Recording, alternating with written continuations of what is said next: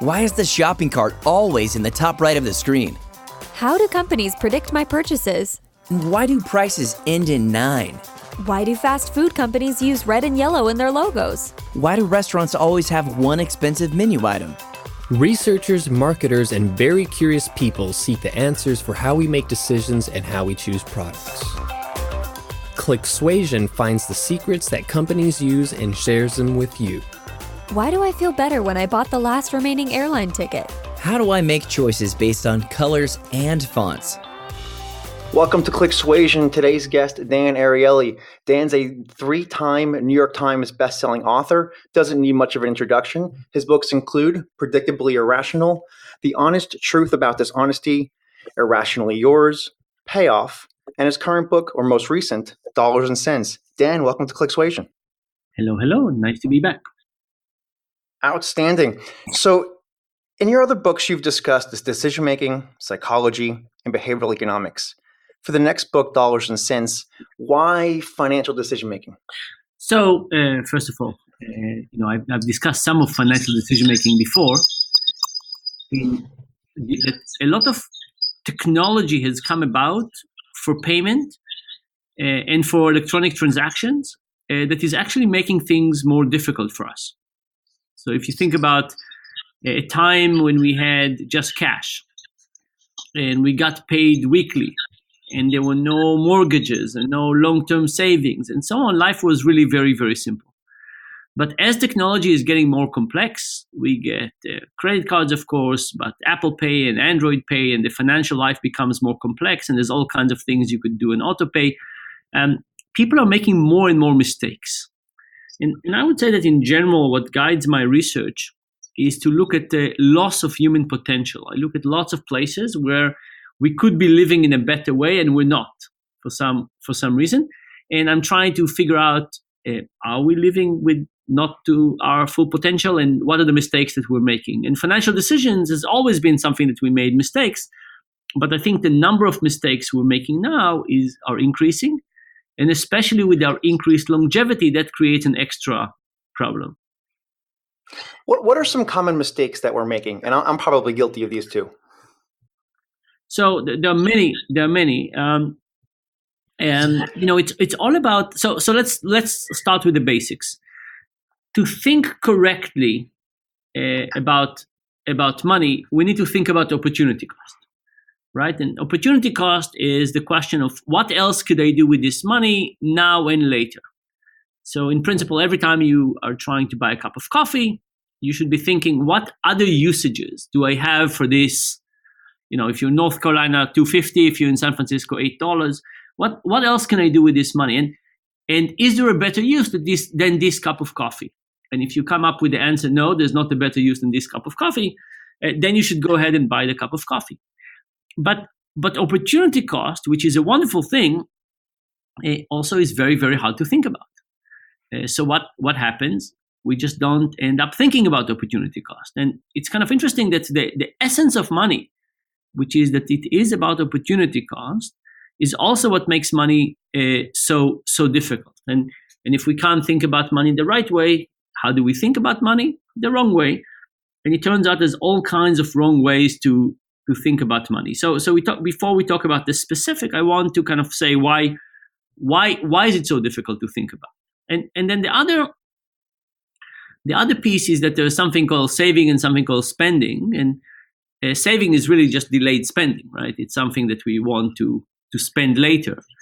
And if we think about the difficulty of deciding what to spend on, the difficulty of saving is extra hard.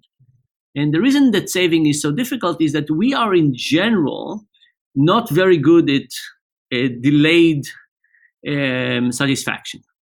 And you can think about overeating, and you can think about not exercising enough, and texting and driving, and all kinds of things. Basically, waiting for later is not the hallmark of human behavior. We often prefer the now to later.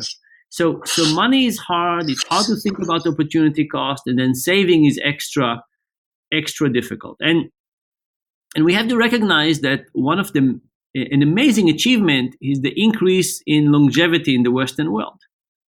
right? Think about somebody who, 100 years ago, life expectancy was very low. Now it's over 80. That's an amazing thing, right? And we don't know, it's not plateaued yet. It might increase by the time you and I are 80. It might be more. So, and the longer we live, the more we have to save for retirement. So think about somebody who starts to work when they're 25 and works for 40 years, from 25 to 65. That's 40 years. And then they have 20 years to save for, right? From 65 to 85, or maybe to 95. And it means that for every year of work, you need to save at least half a year at retirement. That's just a lot of saving. Very, very hard to do, very hard to achieve that level, but we can't not do it. We have to, right? And one additional challenge with saving for retirement is there's no feedback loop, right? By the time you get 65, if you made a mistake, it's too late. There's nothing to fix. So we need to really think about it upfront very, very carefully. What are some ways that we could be more proactive or make better financial decisions in our younger years to prepare for those years from 65 to 85 and hopefully 95? Yes. So on the financial side, of course, we need to start saving, and saving is a simple game of saving early, right? It's compound interest is one of the least recognized force in the universe, but if you start early, compound interest gets you a lot, and that's an obvious answer, and that's clear.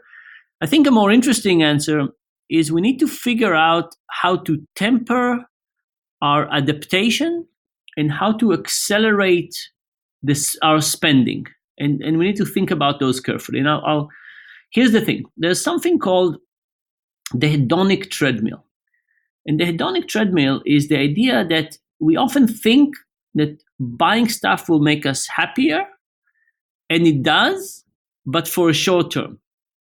So you say to yourself, I really want to be happier. What would make me happier? And you say, I want a new car. And you get a new car, and indeed you're happy for 3 or 4 months. And then you get used to the car, you adapt, your happiness goes down to your pre-new car level. Of course, your bank account is not as healthy as it used to be, but your happiness is not increased, and then you're unhappy again. And then you say to yourself, I want to be happier. You say, what would make me happier? I say, last time when I wanted to be happier, I bought a car. It made me really happy. So let me buy a new bicycle. And then you buy a new bicycle, and you keep on buying things and doing things and so on. And we call this the hedonic treadmill, which is the idea that you run in place, right? You think you're pursuing something, but in fact, you're running in place. So one of the things that we need to do is we need to figure out, how do we spend better? I don't think that spending is about, saving. Saving is not about dying with the most money. That's not the goal of life. The goal of life is to optimize our happiness with some constraint of how much we're earning, right? And it's not that I want people to save the most. I want people to make reasonable decisions and figure out what to sacrifice and what not to sacrifice. So one thing that we can think about is, how do we buy more happiness with less money, or how do we buy more happiness with the same amount of money?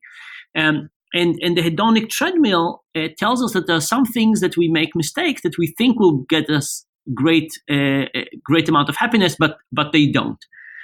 So, for example, think about buying stuff versus buying experiences. Let's say you're choosing between buying a new sofa and going on a scuba diving trip.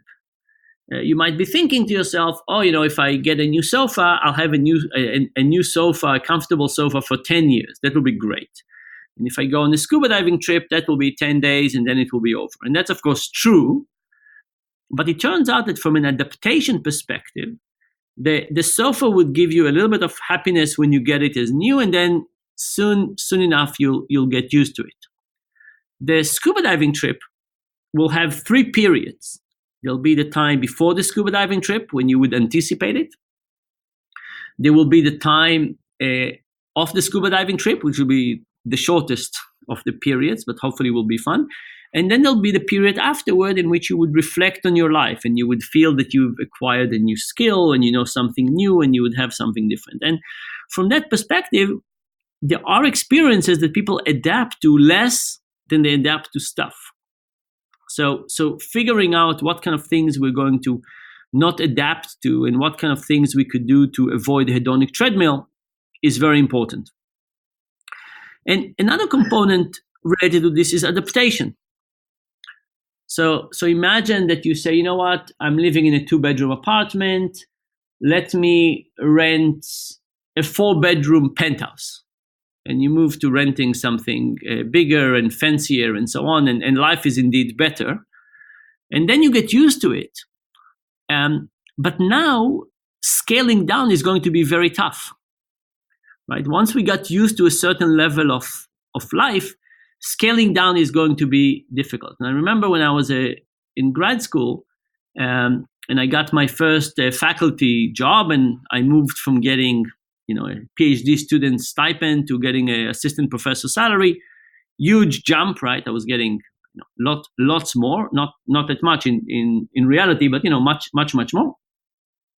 And one of my professors said, "Remember adaptation." And he said, "Remember that what you want to do is you could go ahead now and buy a new TV and a new sofa and equip your kitchen and do all kinds of things like that, or you could take your time and do it slowly, and therefore enjoy any one of the steps." And that's what I ended up doing, both me and my wife, and it was a great decision because we really got to enjoy things for much longer because of that. If you and I were to go on that scuba trip, how would our financial decision making change or alter if you and I were to pay for the scuba trip before prepay, pay during, or pay after it was complete? Yeah. So this is a question about the pain of paying. And the idea is that payment is not just about giving up our money. It's also about how much guilt we feel at the moment. And it turns out that when we consume and pay at the same time, our joy goes down and also our spending goes down. So what happens when you prepay? When you prepay, you feel during the vacation has been paid for. And therefore you're just free to enjoy it. When you pay at the end, it's also one lump payment. You don't think about it much, but you start thinking about the payment as you get closer to the end of the trip. And you could basically, the end of the trip could be clouded by this, 2 days before the end, that in 2 days you'll have to pay for it, right? And the worst, of course, is paying during. Right? If every day on scuba diving you had to pay separately for your morning dive and separately for the afternoon dive and separately for the books and separately for so on, what is sometimes called micropayment or pay as you go, that will be the worst, because what will happen is you'll think about money all the time. And as another analogy for this, you can think about how we feel about filling our car with gas. And how do we feel about the utility bill at home? And for the vast majority of people, the gas bill is not as high as their heating and cooling bill, depending on where you live and the size of the house, of course. But what happens is with the pump, you stand next to the pump and you see the thing running and you see the dollars accumulating, right? And you feel bad about it. Whereas energy at home, it's being charged to your account a month later directly from your checking account, and then people don't feel that bad about it. And if you think about this notion of the pain of paying, you can say, should we increase it or decrease it? And you can actually do both, and it's up to us. So you could say, you know what? If you and I are going on a scuba diving trip, let's not suffer. We're doing it. It's a once in a lifetime experience. Let's not suffer. Let's not think about every dive and every dollar and so on. Even if it's going to be a little bit more expensive, let's prepay for it. Let's prepay, and during the day, during the vacation, let's just enjoy it. And that's a perfectly reasonable approach. Now, you could say, on the other hand, if we're doing something that we do frequently, like electricity bill or something like that, you could say maybe those things I want to have a bit more pain of paying. Or you could say, you know what, if I'm going to do something that I want to do less of, maybe I should experience more pain of paying. So it's kind of up to us to think about what we want to do. Do we want to drive the pain of paying higher or lower? Now, the other thing to realize is that we are not alone in the world. And there are other entities who have a goal for us, right? So, for example, if you think about the new Amazon store, did you see the new Amazon store, the design of it? I have. Okay. So what this store is about, it's about getting people to just go into a store and never take a credit card out, never take money out. They just put things in their basket and they leave. That's an ultimate approach of reducing the pain of paying. People don't think about money. Money is not mentioned. You don't see the money and so on. And that for sure would create a high degree of spending and a low degree of saving. Or if you think about credit cards or Apple Pay or Android Pay, many of those technologies are designed to reduce the pain of paying and designed to get us to spend more and save less. So, we could decide for ourselves what kind of pain of paying we want and what kind of guilt and happiness and so on we want to feel. But if we're not going to do it ourselves, somebody else is going to do it for us. And if somebody is going to do it for us, then we should look at it very carefully and make sure that what they want to do for us is what also we want from ourselves. Well, I don't want anybody to inflict any pain on myself. So how could we avoid painful spending? But by the way, I'm not sure that you don't want pain of paying, because remember that what the pain of paying is actually part of it is to think about opportunity cost. So imagine that I created a system for you and I say, you know what? You just go ahead in life and spend. And what I would do is I would just charge you direct when you die. I'll take it from your inheritance, or every year I'll take it at the end of the year and so on. But you don't worry about money. I'm not going to show you how much things cost. It will be like a hospital, right? You go into hospital, they treat you, you never know, you just get the bill at the end, right? That will be a terrible system for you. It's true that you will not feel the pain of paying, but it's also true that you will not have money for retirement. So, if we died early and so on, life will be simple. But given that we need to save for retirement, it's really not a good idea to have zero pain of paying. So some things you could say from time to time, let's not have the pain of paying because I want to have fun and not think about it. But as a regular way of living through life, unless we have some pain of paying, we don't think about opportunity cost, and the odds of making the right decision is very, very low. Well, what about painless spending? Is that a thing? Painless spending? Yeah. Yeah, I mean, the standard example, the most extreme example is what happens in casinos. You go to a casino, you take $1,000, you put it into chips, and the moment you put it into chips, there's like one big step that you made. But once you have it in chips, it's basically you say, I've lost that money. I don't know exactly when and how, but I've kind of lost. I've accounted for the fact that I've lost that money. And now you just feel like you're spending somebody else's money. So from that perspective, it's very simple, right? And if we could do that, it is basically, it feels like free money, right? And there's some other examples for this. The way people think about tax rebate, right? So tax rebate is money that the government holds for us with no interest, and then we get it back. And but people feel as if it's free money. And when they feel it's free money, they are much more likely to be willing to spend it in an easier way. And sometimes it's a good thing, right? Sometimes it's a good thing to create that, but not always, and we certainly don't want it all the time. So in dollars and cents, you mentioned that credit cards are similar to memory erasers, but in your wallet. Could you elaborate? Yeah. So basically, there is this notion in general of what is called mental accounting, and the notion of mental accounting, this came from Dick Thaler, is that the way that we get money helps us figure out how we can spend that money and what do we feel free to spend it on.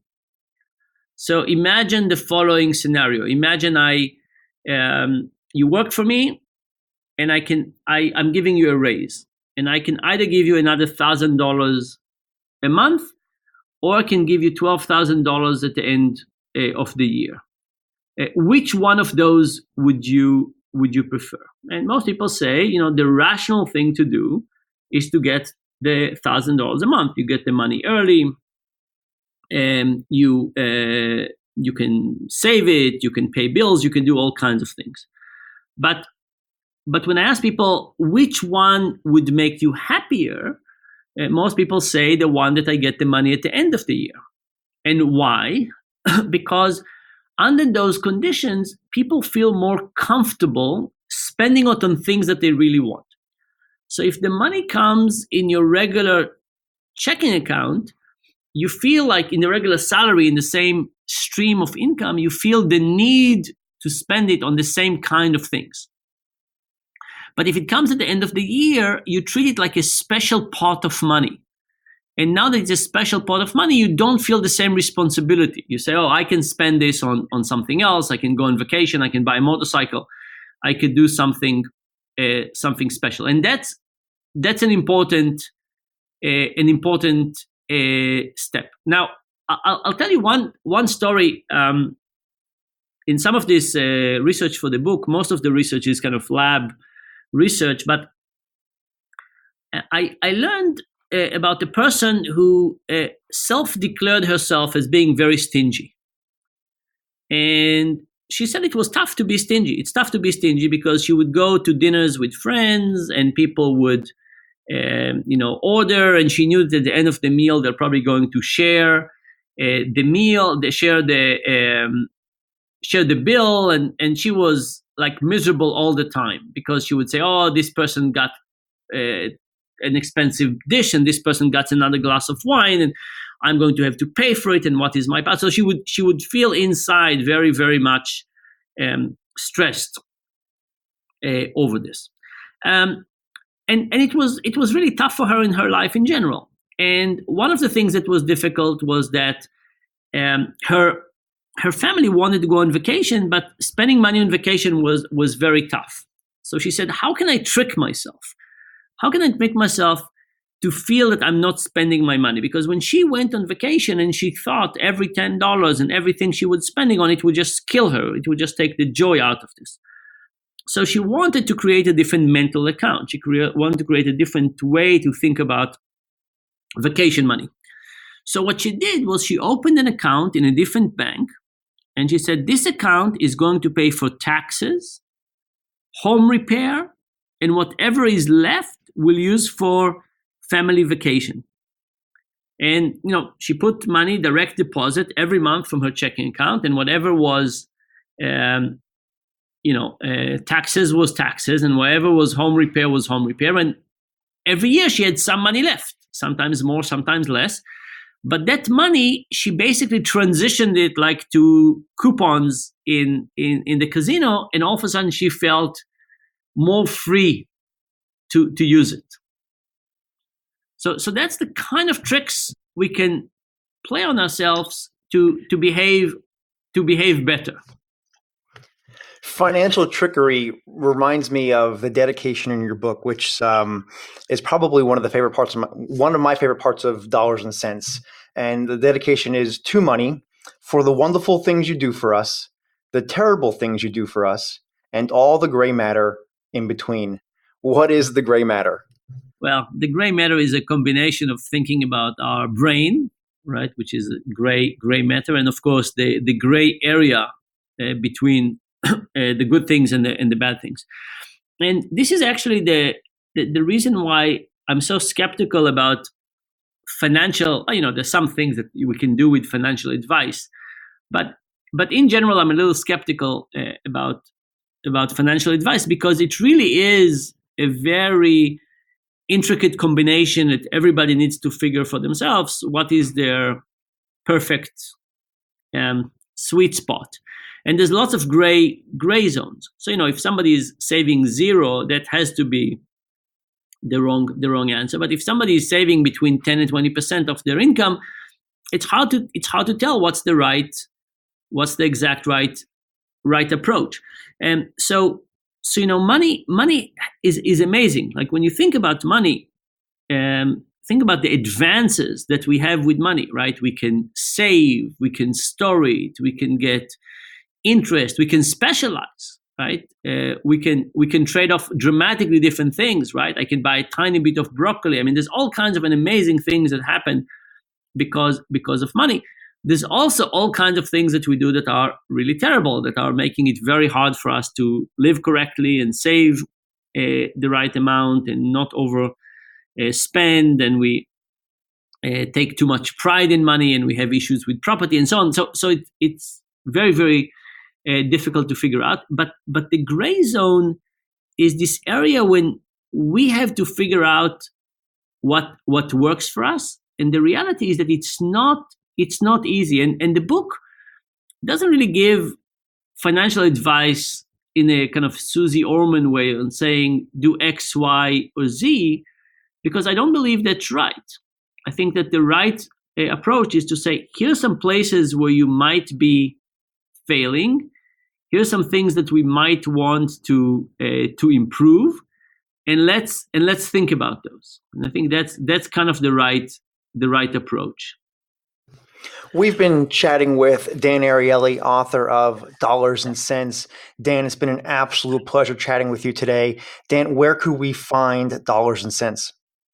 So it should be in every store, Amazon, and so on. And more information about me and like that, it's on my website is the best place. And my website is Dan, D-A-N, Ariely, ARIELY.com, danariely.com. Visit danariely.com. Pick up his book, Dollar and Cents. Phenomenal read. I highly encourage and recommend it. Dan, it's been an absolute pleasure chatting with you. Thank you so much for joining us on ClickSuasion. My pleasure. Talk to you soon. Thanks for listening to ClickSuasion. Subscribe to the podcast, read our research, and get in touch with us at clicksuasion.com. You can also find us on Twitter with the handle @ClickSuasion. You know when your customers are shopping at your business and they pick up a product? The customer holds it, feels it, and shows it to their friend. Then they look at the price tag. Oh my, I need to look at something else. The customer picks up a second item and loves the way it looks. They've heard of this product, but haven't yet seen it in person. I've got to have this. You're happy the customer chose to buy a product, but you're equally frustrated that they didn't buy both items. I want them both. The Consumer Experience Lab at Barbera Solutions designs behavioral strategies that target the consumer's decision-making process.